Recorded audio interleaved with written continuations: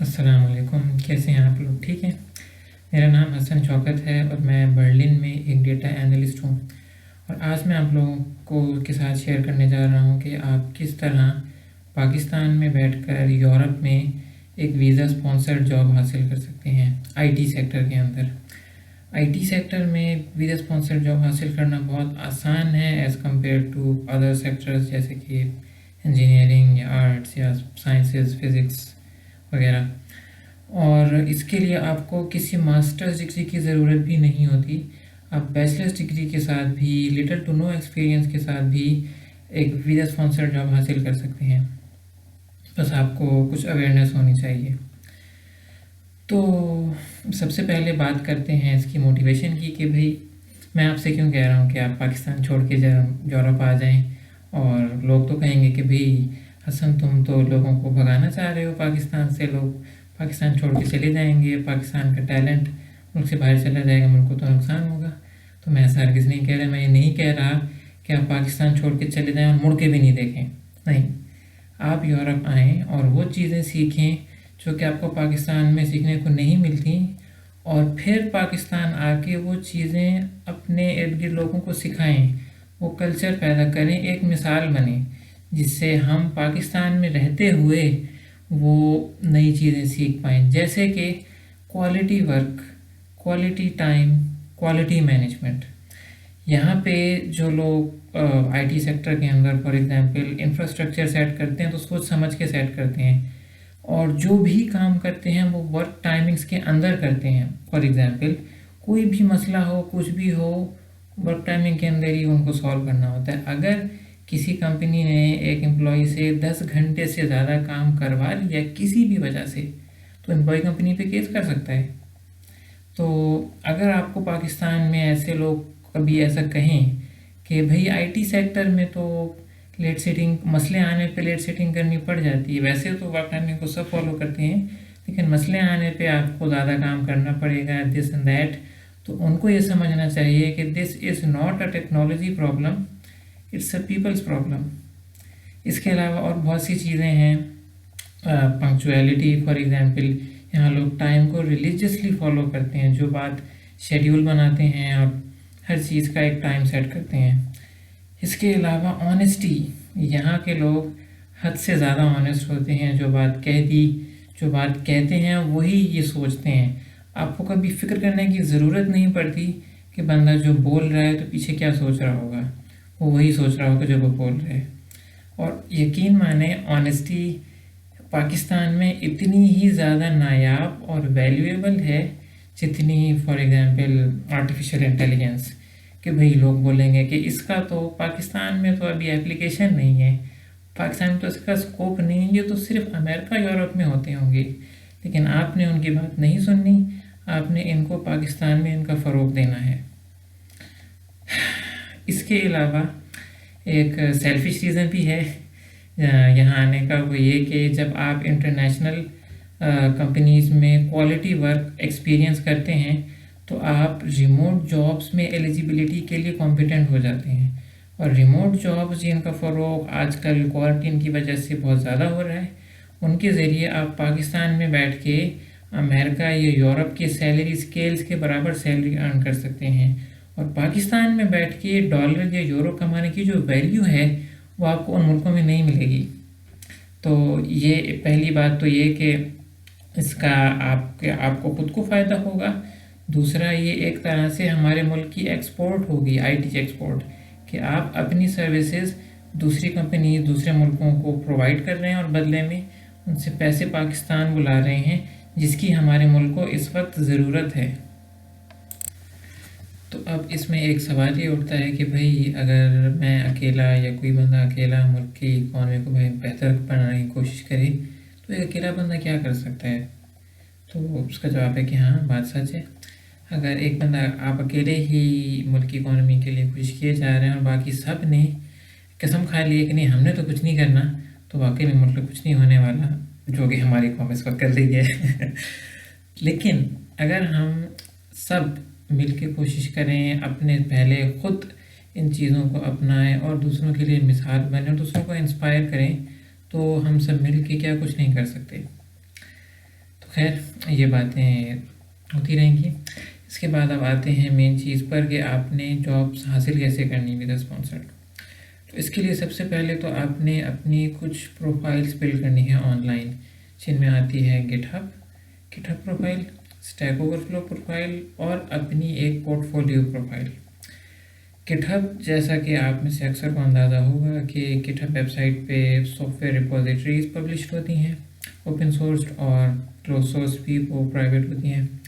اور آپ نے جن بھی اوپن سورس پروجیکٹس پہ کام کیا ہے، اپنے پرسنل پروجیکٹس پہ کام کیا ہے، یا جن لائبریریز کو اور فیچرز کو یوز کرنا سیکھا ہے، آپ کو چاہیے کہ آپ ان لائبریریز اور یوز کیسز کی سمپل ایگزامپلز بنا کر اپنی پروفائل کی ریپوزیٹری میں بنا کے پوسٹ کریں. اس سے کسی بھی ریویور کو اندازہ ہو سکتا ہے کہ آپ نے کن کن ٹیکنالوجیز اور سسٹمز پہ کام کیا ہوا ہے. اس کے بعد آتی ہے اسٹیک اوور فلو پروفائل. تو یہ میرے لیے بھی کافی ایک نیا کانسیپٹ ہے، لیکن یہ آج کل ڈیولپ کنٹریز میں بہت تیزی سے گرو کر رہا ہے کہ آپ نے اپنی نالج کے ساتھ کمیونٹی کو سپورٹ کرنا ہے، وہ اسپرٹ آپ نے دکھانی ہے. Stack Overflow website پہ لوگ نارملی کوشچنس کرتے ہیں اور کوشچن کے آنسر دیتے ہیں، اور کوشچن اور آنسر دونوں کی گریڈنگ ہوتی ہے بیسڈ آن دیئر یوزفلنس. تو آپ نے اس ویب سائٹ پہ کام کے سوال پوچھنے ہیں جو کہ پہلے پوچھے گئے نہ ہوں، اور پوچھے گئے سوالوں پہ آپ نے کام کے جواب دینے ہیں جو کہ جواب آلریڈی دیے گئے نہ ہوں. اب یہ چیز آپ فوراً سے تو نہیں کر سکتے، ان لائک ادر آپ کی اسکلز یا آپ کی کوڈ ریپوزیٹریز. یہ چیزیں آپ کو ٹائم ٹو ٹائم آہستہ آہستہ کر کے ڈیولپ کرنی ہوں گی، اور ایٹ لیسٹ اگر آپ اپنی پروفائل بنا کے اس کو آہستہ آہستہ کمیونٹی میں انوالومنٹ شروع کر دیں گے، that's enough for you, because that's what you can do right. اس کے علاوہ اور کیا کر سکتے ہیں. تو یہ ہو گئی. اس کے بعد ایک بہت امپورٹنٹ چیز ہے آپ کی اپنی portfolio website. Portfolio website کا مطلب یہ ہے کہ آپ نے اپنے بارے میں ایز اے پروفیشنل ساری جانکاری ایک جگہ سمرائز کرنی ہے کسی ویب پیج پر. اس کے بہت سے طریقے ہوتے ہیں، بہت سے آپ کو نیٹ پہ ٹیوٹوریلز ملیں گے، طریقے ملیں گے. جو طریقہ مجھے سمپل لگتا ہے، جو میں ریکمنڈ کرنا چاہتا ہوں، وہ یہ ہے کہ آپ ایک جیکل تھیم کو یوز کریں، آلریڈی ایگزسٹنگ جیکل تھیم کو، اور اس کو گٹ ہب پیجز پر ڈپلوائے کر دیں. اس سے آپ فری آف کاسٹ اپنی ایک پورٹ فولیو ویب سائٹ بنا سکتے ہیں، اور اس کو ایک حد تک ایڈیٹنگ کر سکتے ہیں based on your knowledge of web sites and web development. اگر آپ کوئی فرنٹ اینڈ یا بیک اینڈ ڈیولپر ہیں تو آپ بہت زیادہ اس میں کسٹمائزیشنس کر پائیں گے. اگر آپ میری طرح اتنے ایکسپیرینس نہیں ہیں ان ڈومینس میں، تو آپ اس کو کانٹینٹ کی حد تک اچھی پوری طریقے سے آپ ان کو کسٹمائز کر سکتے ہیں. تو اپنی پروفائلز بنانے کے بعد اب پاری ہے جاب سرچنگ کرنے کی. اور جاب سرچنگ کرنے میں آپ کو اس بات کا دھیان رکھنا ہے کہ آپ ریلیونٹ جابس پہ اپلائی کریں، اور ان جابس پہ اپلائی نہ کریں جو آپ کو ویزا اسپانسرشپ دینے کا ارادہ نہ رکھتے ہوں. یہ سب سے امپورٹنٹ چیز ہے. تو اس کے لیے آپ کو کسی بھی اس ویب سائٹ پہ جاب سرچنگ اور جاب پہ اپلائی کرنا چاہیے جو کہ اپنے مین پیج پہ ہی یہ سامنے کہیں کلیئرلی بتائیں کہ وہ ویزا اسپانسرڈ جابس دیتی ہیں، جیسے کہ LinkedIn.jobs، remote.co، talent.io، stack over flu jobs, اور کچھ اور بہت سی اور ویب سائٹس جن کے بارے میں میں نہیں جانتا. ان میں آپ کو پتہ ہوگا کہ بھئی ان میں ایک اور چیز یہ ہوتی ہے کہ ان میں جاب ڈسکرپشن میں نہیں، ان کے اپنی ویب سائٹ کے انٹرفیس میں ایک ٹک کا آپشن ہوتا ہے جس میں مینشن ہوتا ہے کہ یہ جاب ویزا اسپانسرشپ دیتی ہے یا نہیں. اور جو کمپنی جاب پوسٹ کرتی ہیں وہ یہ ٹک مارک کرتی ہیں جو ویزا اسپانسر جابز ہوتی ہیں یا نہیں. اور ایک بات اور سمجھنے کی یہ ہے کہ ویزا اسپانسرشپ ملنا اتنی سمپل نہیں ہے کہ ہم سوچیں کہ بھئی ویزا اسپانسرشپ کمپنی کیوں بولے، میں کسی بھی کمپنی میں اپلائی کر دوں، کمپنی مجھے آفر لیٹر دے دے گی، وہ لیٹر ایمبیسی میں دکھاؤں میں اور میں ویزا لگا کے آ جاؤں. تو یہ اتنا سمپل نہیں ہوتا. آپ کی کمپنی کو بھی یورپ کے اینڈ پہ کچھ بیوروکریسی کے کام کرنے پڑتے ہیں، امیگریشن ڈپارٹمنٹ میں یا فارینرز ڈپارٹمنٹ میں یا کہیں بھی، جو کہ ہر کمپنی کرنے کے لیے تیار نہیں ہوتی. تو آپ نے اس بات کا سب سے پہلے خیال رکھنا ہے کہ جس جاب پہ آپ اپلائی کر رہے ہیں آپ کو کوئی ہنٹ ملی ہو کہ یہ آپ کو ویزا اسپانسرشپ دینے کی ارادے رکھتے ہیں، ٹھیک ہے۔ اس کے بعد کچھ اور ویب سائٹس بھی ہیں جن پہ ہر طرح کی جنرل جابز ہوتی ہیں، جیسے کہ لنکڈن یا زنگ جرمنی میں یا یورپ میں بہت مشہور جا رہے ہیں، زنگ اور اسٹیپ اسٹون، اس کے علاوہ monster.com وغیرہ وغیرہ۔ ان پہ لوکلس کے لیے بھی جابز ہوتی ہیں، انٹرنیشنلس کے لیے بھی جاب ہوتی ہیں، اور جہاں تک میں جانتا ہوں ان پہ ویزا اسپانسرشپ کے باقاعدہ فلٹرز نہیں ہوتے، تو ان پہ آپ کو کسی ٹیکنیک سے پہچاننا پڑتا ہے کہ کون سی جابز ویزا اسپانسرڈ ہیں اور کون سی جاب نہیں ہیں۔ اور اس کے لیے میں نے جو ایک ٹیکنیک دیکھی تھی وہ یہ ہے کہ میں نے ایک دفعہ دیکھا کہ اسٹیک اوور فلو جابس پہ ایک ویزا اسپانسرڈ جاب تھی جو کہ خاص کمپنی کی خاص ڈیزگنیشن کی تھی، اور وہی جاب لنکڈن پر تھی۔ اس میں ان ساری جابس میں ایک جملہ مینشن ہوتا ہے، we value diversity in our organization, یا we promote diversity or something related to diversity. Job description کے اندر کہیں لکھا نہیں ہوگا ویزا یا اسپانسرشپ یا any thing. Stack over flu jobs پہ وہ بس ایک ٹک مارک مینشن ہوگا انٹرفیس پہ، جاب ڈسکرپشن میں نہیں۔ اور لنکڈن جابس میں یا باقی جنرل جاب سائٹس میں ڈائیورسٹی کے کی ورڈز مینشن ہوتے ہیں، اور اس سے جہاں تک میری ایک نالج اور ایکسپیرینس ہے آپ ایکسپیکٹ کر سکتے ہیں کہ یہ کمپنیز کینڈیڈیٹس کو ویزا اسپانسرشپ دینے کا ارادہ رکھتی ہوں گی۔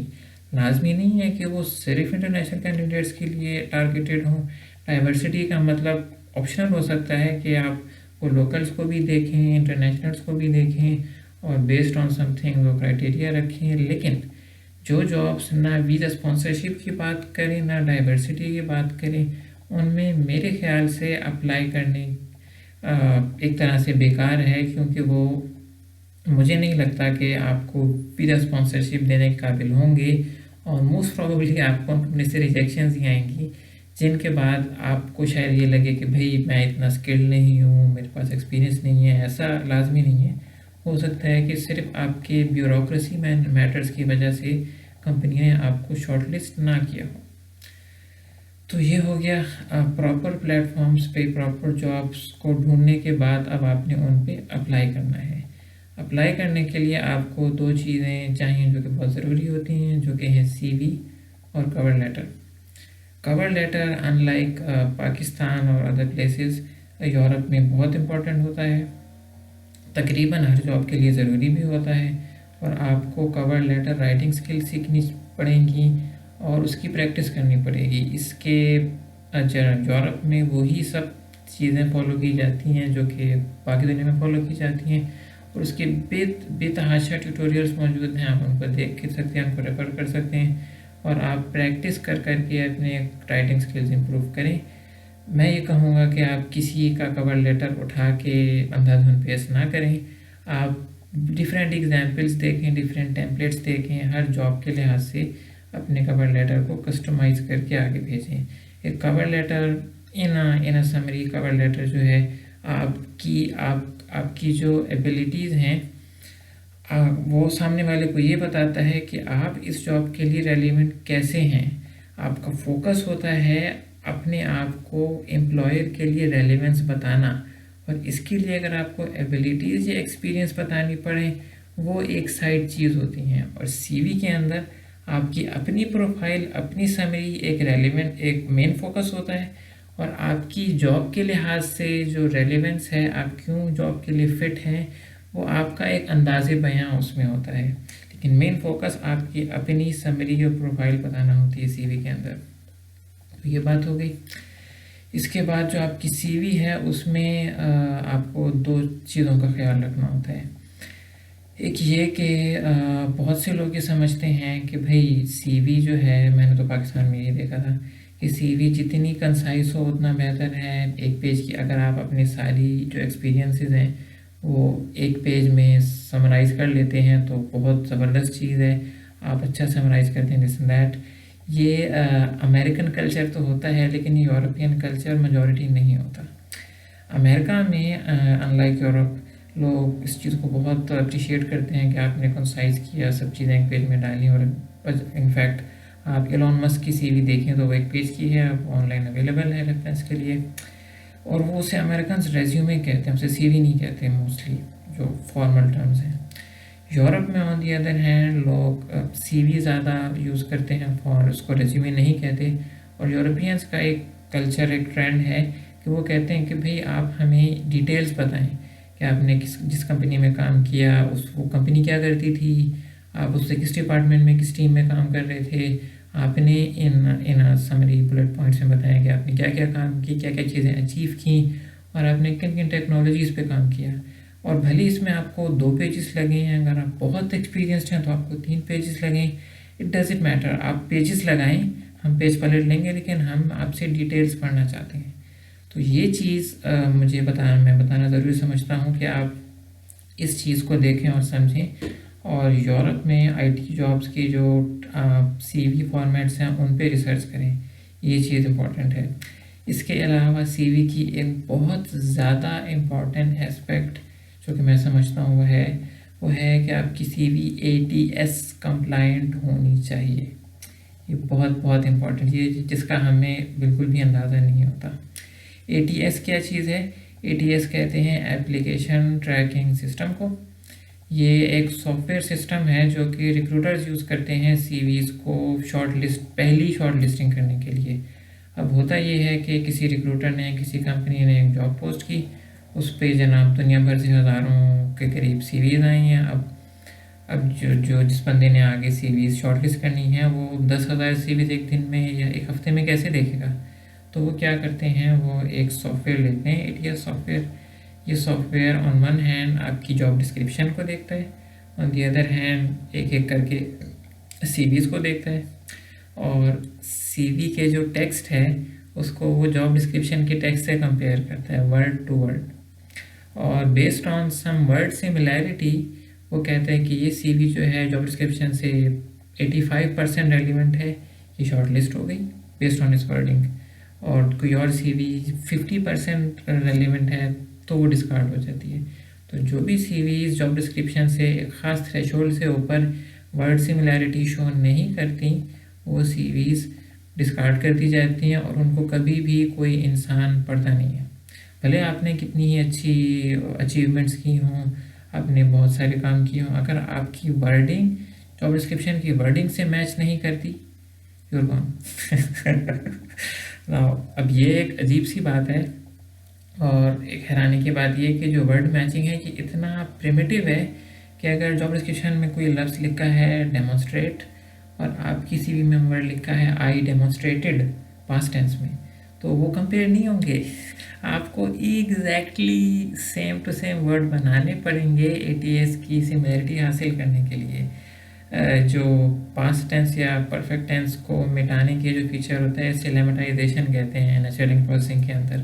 تو ATS سافٹ ویئر ابھی تک جو ٹرینڈنگ ہیں، جو میجورٹی ہیں، وہ لیمیٹائزیشن نہیں کرتے ہیں، آپ کو ایک ایگزیکٹ اسپیلنگ میچ کرنی پڑے گی، اور اب یہ چیز جو ہے وہ تھوڑی کلمزی ہے، یہ چیز تھوڑی نان سینسیکل ہے، اور ریکروٹرس مانتے ہیں اس بات کو، وہ کہتے ہیں کہ ہاں ہمیں پتہ ہے کہ آپ کو بلا وجہ ورڈنگ چینج کرنی پڑے گی، بلا وجہ آپ کو ہماری جاب ڈسکرپشن سے ورڈ اٹھا کے ڈالنے پڑیں گے، لیکن یہ ہماری مجبوری ہے، مطلب ریکروٹرس کی مجبوری ہے کہ اس کے علاوہ وہ کسی اور طریقے سے ہزاروں سی ویز کو شارٹ لسٹ نہیں کر سکتے، فلٹرنگ نہیں کر سکتے، اور آف کورس اگر آپ ان کو پتہ ہے کہ وہ ATS یوز کر رہے ہیں تو آپ کی گرامر کی مسٹیکس یا آپ کے یہ تھوڑے لیس ریلیونٹ ورڈ اگر آپ چوز کرتے ہیں تو وہ ان چیزوں کو اگنور کریں گے، اور آپ کی ایکچوئل اسکلس پہ، آپ کی ایکچوئل اچیومنٹس پہ زیادہ فوکس کریں گے، اور آپ کو شارٹ لسٹ کر سکتے ہیں۔ تو یہ بہت ضروری چیز ہے۔ اس کے علاوہ آپ نیٹ پہ سرچ کریں گے تو آپ کو ATS کمپلائنس کی اور بہت سے ٹیوٹوریلز اور مٹیریلز ملیں گے اس کو فالو کرنے کے۔ میں آپ کو کچھ سمری بتا دیتا ہوں۔ سمری یہ ہے کہ پہلی بات تو ہے کہ آپ نے ورڈ میچنگ کرنی ہے۔ ورڈ میچنگ کے لیے کافی لوگوں نے ویب سائٹس بنائی ہوئی ہوتی ہیں جس پہ آپ ایک سائٹ پہ جاب ڈسکرپشن ڈالیں، دوسری سائٹ پہ اپنے سی وی کا ٹیکسٹ ڈالیں، تو وہ آپ کو بتا دیتا ہے کہ ایک ٹریڈیشنل ATS سافٹ ویئر کتنی سملیرٹی دکھائے گا آپ کو۔ اس پہ آپ آئٹریٹ کریں، بار بار ورڈنگ چینج کریں، امپروو کریں، اور آپ دیکھ سکتے ہیں کہ آپ کسی بھی کیا سملیرٹی ہے اپلائی کرنے سے پہلے. اس کے علاوہ ATS کمپلائنس کے لیے آپ کو اپنی سی وی میں کوئی بھی امیج نہیں رکھنی, اپنی فوٹوگراف نہیں, کچھ بھی نہیں, کوئی امیج نہیں رکھنی. آپ کو کوئی شیپس یا گرافکس نہیں ڈالنی, کوئی سرکل شیپ نہیں, کوئی لائن نہیں, کوئی ایرو نہیں, کچھ نہیں. آپ کو کوئی ٹیبل نہیں ڈالنے, بھلے ویزیبل ہوں یا انویزیبل نہیں, سب ہٹا دینے ہیں. آپ نے سیم فونٹ سٹائل رکھنا ہے. اگر آپ ایریل یوز کر رہے ہیں تو وہی یوز کریں through out, time new Roman use کر رہے ہیں تو وہی یوز کریں, کچھ بھی یوز کر رہے ہیں وہی کنسسٹنٹ رکھیں, ہیڈنگس کے لیے, ٹیکسٹ کے لیے, سب چیزوں کے لیے. اور آپ نے کلرز چینج نہیں کرنے, آپ کی پوری سی وی بلیک کلر میں ہونی چاہیے. تو in other words, no graphics, no decoration, no nothing, just simple text in the same formatting. آپ اس کا فونٹ سائز چینج کر سکتے ہیں, ہیڈنگس کا الگ, ٹیکسٹ کا الگ, آپ بلیٹ پوائنٹ ڈال سکتے ہیں, لیکن آپ نے کوئی ایکسٹرا فیچرز نہیں یوز کرنے. اور آپ نے اپنی سی وی کو مائکروسافٹ ورڈ کے ڈاک فارمیٹ میں رکھنا ہے, آپ نے PDF نہیں بنانی. اگر آپ نے PDF بنائی یا کوئی بھی گرافکس یا کلرز وغیرہ ڈالے تو ATS سافٹ ویئر آپ کو سرے سے ریجیکٹ کر دے گا. آپ بھلے آپ کی ورڈ سملیرٹی بھی ہو, وہ آپ کو ایکسیپٹ نہیں کرے گا, یا پتہ نہیں کرے یا نہ کرے, اٹس انسرٹن. تو یہ گائیڈ لائنز ہوتی ہیں جس کو آپ کو فالو کرنا ہوتا ہے, اور یہ بہت ضروری ہوتا ہے.